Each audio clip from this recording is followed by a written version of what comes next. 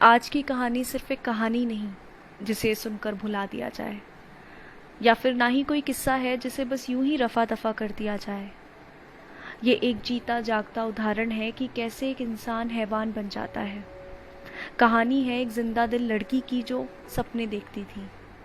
कहानी है ये उस लड़की की जो सपनों को जीना चाहती थी। और कहानी है कि कैसे उसके सपनों से हकीकत तक का फासला, कभी ना ख़त्म होने वाला फासला बनाने में एक शख्स ने कोई कसर नहीं छोड़ी। कहानी है अर्चना शिंदे जी की, जिनका दर्द ना तो हम समझ सकते हैं और ना ही जिसकी हम कल्पना कर सकते हैं। अर्चना शिंदे जी जो एक एसिड अटैक सर्वाइवर हैं, ये उनकी कहानी है, ये उनकी जिंदगानी है।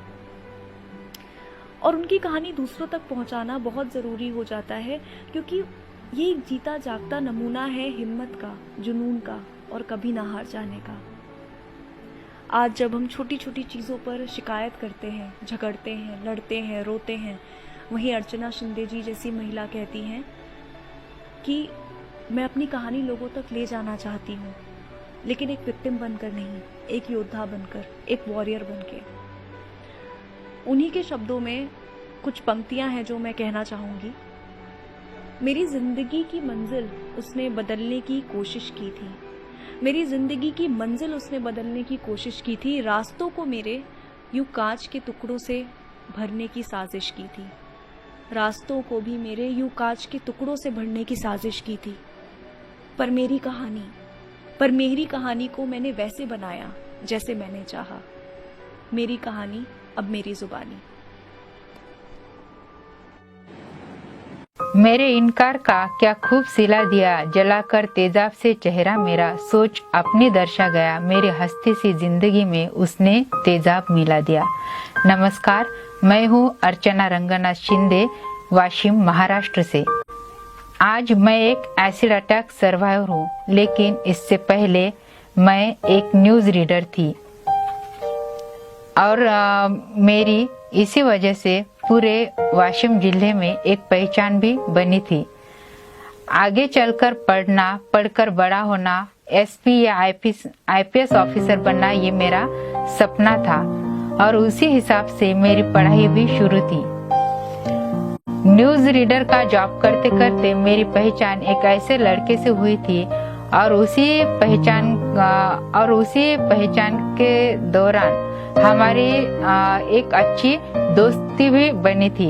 और इसी दोस्ती का फायदा उठाते उठाते उस लड़के ने एक दिन मुझे शादी के लिए भी प्रपोज किया था, लेकिन मैंने उसे मना कर दिया।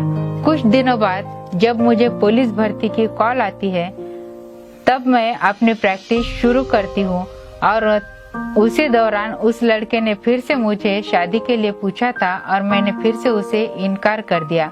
तब उस लड़के ने अपना कोई भी रिएक्शन मुझे दिखाया नहीं, मुझे डराया नहीं और धमकाया भी नहीं। तो मैंने सोचा शायद ऐसा हो सकता है, साथ रहते रहते ऐसे फीलिंग्स किसी के भी मन में आ सकते हैं, और इसीलिए मैंने उस पर ध्यान नहीं दिया। और जो मेरा डेली रूटीन था, यानी घर से ग्राउंड तक जाना, वापस आना, ये सब उसको पता था। और इसी मौके का फायदा उठाकर उसने एक दिन अपने छोटे भाई के साथ एक साजिश रखी, एक ऐसी साजिश रची कि जहां मैं रोज अपनी प्रैक्टिस के लिए जाती थी, उसी रास्ते पर उसने अपने छोटे भाई को एक पेड़ के पीछे छुपा कर रखा था। और जैसे जैसे वो स्पॉट नजदीक आता गया, जो लड़का मेरे साथ मेरा दोस्त था, वो वहां से अपनी जो रनिंग थी उसने इतनी तेजी से बढ़ाई कि मैं बहुत ही पीछे रह गई। तभी एक पेड़ के पीछे से उसका छोटा भाई आता है और वो मुझे धक्का देता है और मुझ पर एसिड फेंकता है। तब मैं कोशिश करके उसके चेहरे से नकाब हटाने की कोशिश भी करती हूँ, लेकिन वो फिर से मुझ पर एक बार एसिड फेंकता है। तो उसने मुझ पर एक बार नहीं बल्कि 2 बार एसिड फेंका है। तब मैं बहुत चिल्लाई, चीखी और गिरकर नीचे पड़ी। तभी वहाँ जो साइड में एक फार्म हाउस था, वहाँ से कुछ लोग मेरी चीखें सुनकर बाहर आए और उन्होंने मुझे वहाँ से उठाया, और जो लड़का मेरा दोस्त था वो भी उनके साथ मुझे हॉस्पिटल लेकर आया, वहाँ मुझे एडमिट किया।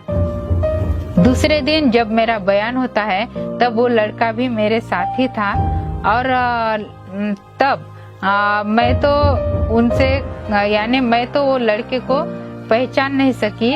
और जब मेरे वो कॉलेज के लड़के थे जिनके साथ मैं पढ़ रही थी, वो कॉलेज के लड़के और सर इन्होंने एक आंदोलन किया और वो आंदोलन लेके एसपी ऑफिस गए और उन्होंने जल्द से जल्द जो अर्चना पर एसिड अटैक करने वाले जो लड़के हैं उनको जल्दी से पकड़ो, ऐसा उन्होंने अनुरोध किया। और उसी दौरान 24 घंटे के अंदर पुलिस उन लड़कों को पकड़ने में सफल भी हुई। जब उनको पुलिस कस्टडी में लेते हैं तब पता चलता है कि वो लड़का कोई और नहीं था बल्कि मेरा दोस्त था, जो मेरे साथ रहता था। यानी जो एसिड अटैक उसने मुझ पर किया है वो सिर्फ एक विश्वासघात था। जो विश्वास मैंने उस पर रखा था उसके लिए उसने घिनौनी साजिश रची थी। लेकिन इस एसिड अटैक में मेरे दाई आंख और दायां कान पूरी तरह से जलकर गिर पड़ा और इस आंख से मैं आज तक भी देख नहीं पा रही हूँ और आगे कभी देख भी नहीं सकूंगी। बहुत ही भयानक होते हैं ऐसे एसिड अटैक।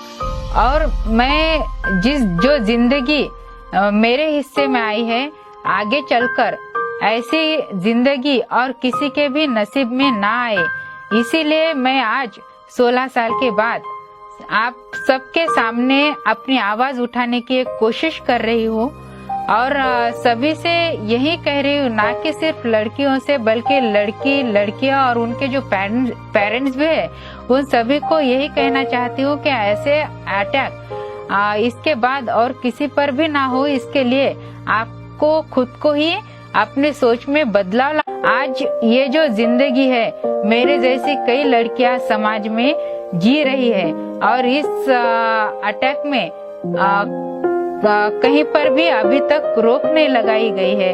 जो न्याय व्यवस्था है वो भी इसके ऊपर जो सजा होनी चाहिए वो बहुत ही धीरे से हो रही है और मेरे केस में तो उन लड़कों को शायद सजा हुई ही नहीं, सिर्फ 1.5 साल में दोनों भी निर्दोष छूटे जाते हैं। तो ऐसे अटैक समाज में इसके आगे ना हो, इसके लिए आपको अपनी सोच बदलनी चाहिए।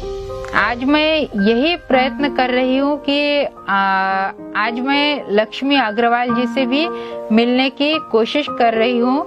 जो लक्ष्मी अग्रवाल है वो खुद ही एक एसिड और उन्होंने भी शिरोज नाम की एक कैंपेन शुरू की है जहाँ के ऐसे मुझ जैसी कई लड़कियां हैं वहाँ खुद ही काम कर रही है और एक बहुत ही अच्छे स्थान पर आज वो सिरोज नाम की जो कैंपेन है वो जानी जा रही है। और आज लक्ष्मी जी ने खुद दी लक्ष्मी अग्रवाल नाम की एक फाउंडेशन शुरू की है। मैं आगे चलकर वो लक्ष्मी फाउंडेशन से जुड़ना चाहती हूँ। अपने जो विचार है खुद लक्ष्मी जी से मिलकर उन्हें भी सुनाना चाहती हूँ ताकि जो ऐसा अटैक है उस पर रोक लगाई जाए।